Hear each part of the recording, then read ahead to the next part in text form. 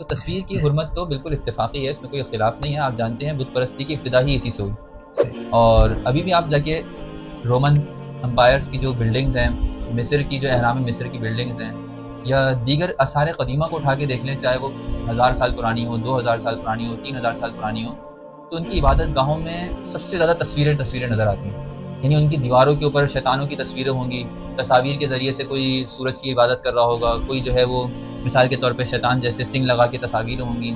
اسی طرح اگر آپ بتوں کو دیکھیں تو ہر ایک بت کی الگ تصویر ہوتی ہے، ایک الگ مورت ہوتی ہے جس کی وہ عبادت کر رہا ہوتا ہے۔